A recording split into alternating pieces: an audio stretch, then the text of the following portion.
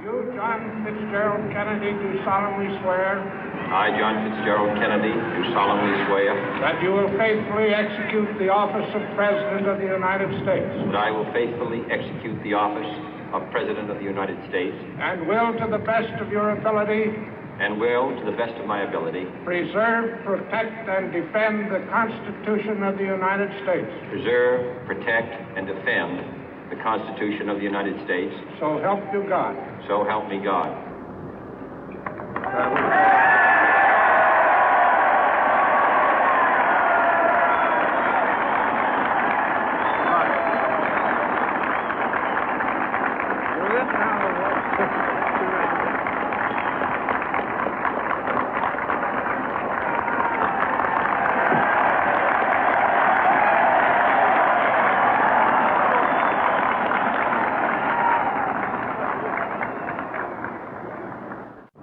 Vice President Johnson, Mr. Speaker, Mr. Chief Justice, President Eisenhower, Vice President Nixon, President Truman, Reverend clergy, fellow citizens. We observe today not a victory of party, but a celebration of freedom, symbolizing an end as well as a beginning, signifying renewal as well as change. For I have sworn before you and Almighty God the same solemn oath our forebears prescribed nearly a century and 3/4 ago.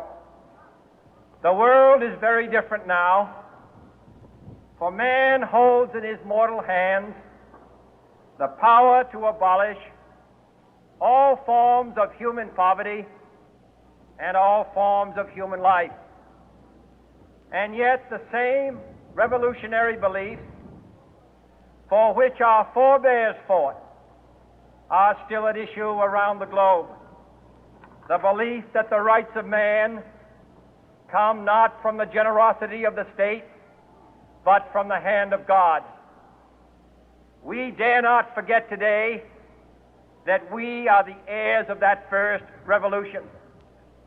Let the word go forth from this time and place to friend and foe alike that the torch has been passed to a new generation of Americans born in this century, tempered by war, disciplined by a hard and bitter peace, proud of our ancient heritage, and unwilling to witness or permit the slow undoing of those human rights to which this nation has always been committed and to which we are committed today at home and around the world.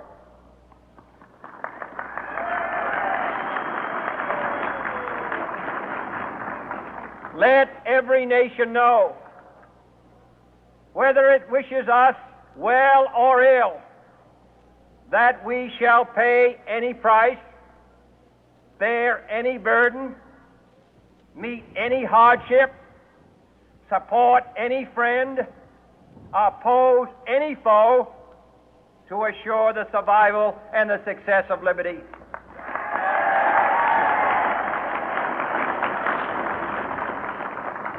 This much we pledge and more. To those old allies whose cultural and spiritual origins we share, we pledge the loyalty of faithful friends. United, there is little we cannot do in a host of cooperative ventures. Divided, there is little we can do, for we dare not meet a powerful challenge at odds and split asunder.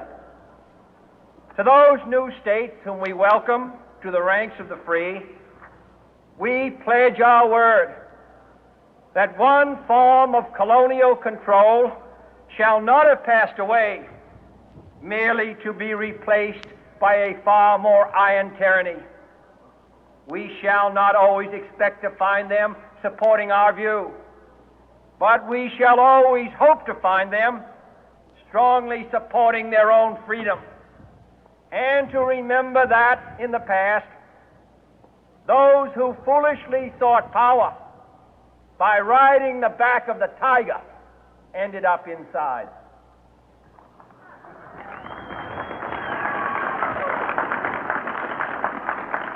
To those people in the huts and villages of half the globe struggling to break the bonds of mass misery, we pledge our best efforts to help them help themselves for whatever period is required, not because the communists may be doing it, not because we seek their votes, but because it is right. If a free society cannot help the many who are poor, it cannot save the few who are rich.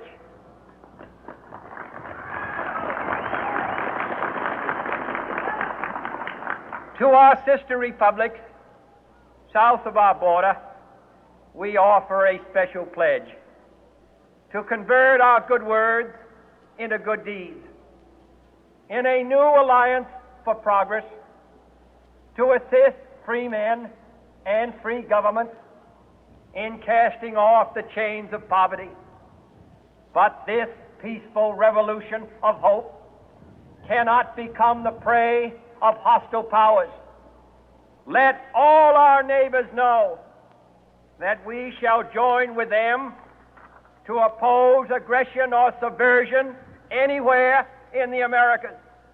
And let every other power know that this hemisphere intends to remain the master of its own house.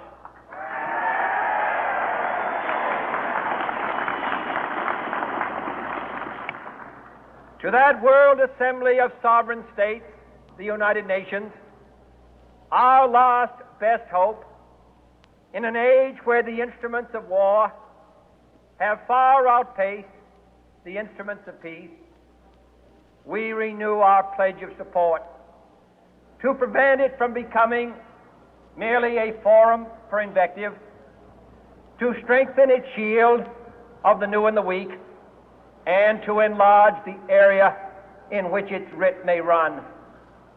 Finally, to those nations who would make themselves our adversary, we offer not a pledge, but a request that both sides begin anew the quest for peace. Before the dark powers of destruction, unleashed by science, engulf all humanity in planned or accidental self-destruction, we dare not tempt them with weakness, for only when our arms are sufficient beyond doubt can we be certain beyond doubt that they will never be employed. But neither can two great and powerful groups of nations take comfort from our present course, both sides overburdened by the cost of modern weapons, both rightly alarmed by the steady spread of the deadly atom, yet both racing to alter that uncertain balance of terror that stays the hand of mankind's final war. So let us begin anew, remembering on both sides that civility is not a sign of weakness, and sincerity is always subject to proof. Let us never negotiate out of fear, but let us never fear to negotiate.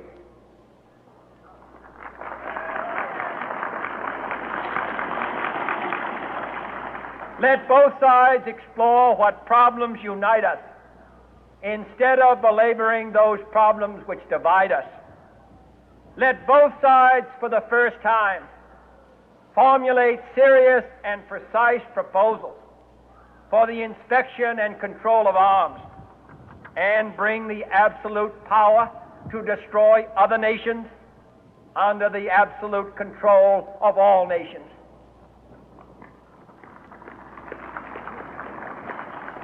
Let both sides seek to invoke the wonders of science instead of its terrors.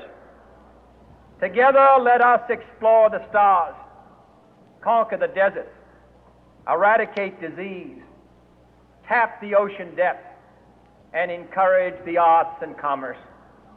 Let both sides unite to heed in all corners of the earth the command of Isaiah to undo the heavy burden and let the oppressed go free.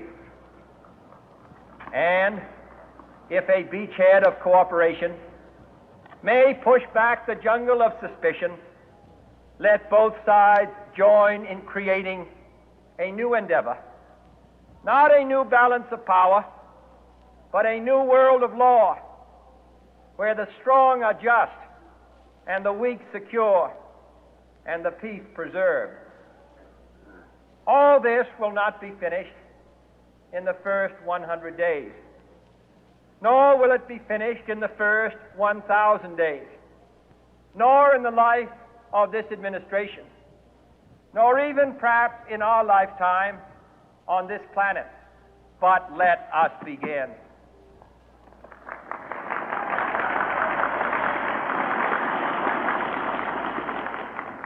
In your hands, my fellow citizens, more than mine, will rest the final success or failure of our course.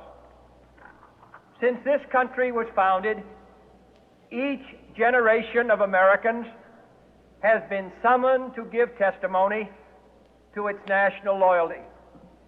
The graves of young Americans who answered the call to service surround the globe. Now the trumpet summons us again, not as a call to bear arms, though arms we need, not as a call to battle, though in battle we are, but a call to bear the burden of a long twilight struggle, year in and year out, rejoicing in hope, patient in tribulation, a struggle against the common enemies of man, tyranny, poverty, disease, and war itself. Can we forge against these enemies a grand and global alliance, north and south, east and west, that can assure a more fruitful life for all mankind? Will you join in that historic effort?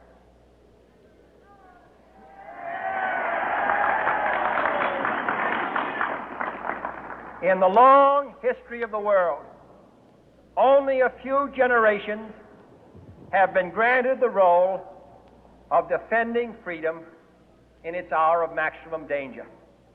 I do not shrink from this responsibility. I welcome it.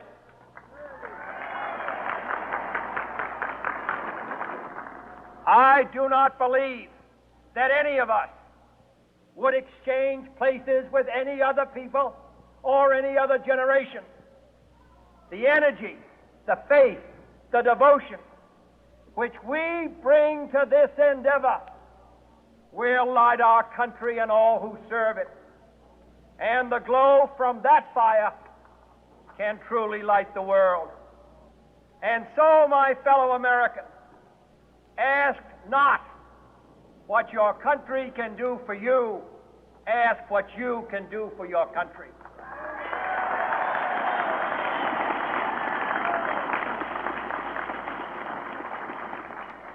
My fellow citizens of the world, ask not what America will do for you, but what together we can do for the freedom of man.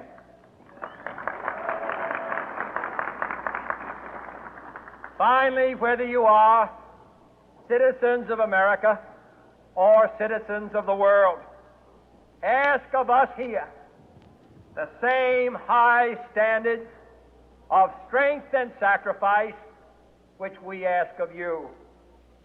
With a good conscience, our only sure reward, with history the final judge of our deeds, let us go forth to lead the land we love, asking His blessing and His help, but knowing that here on earth God's work must truly be our own.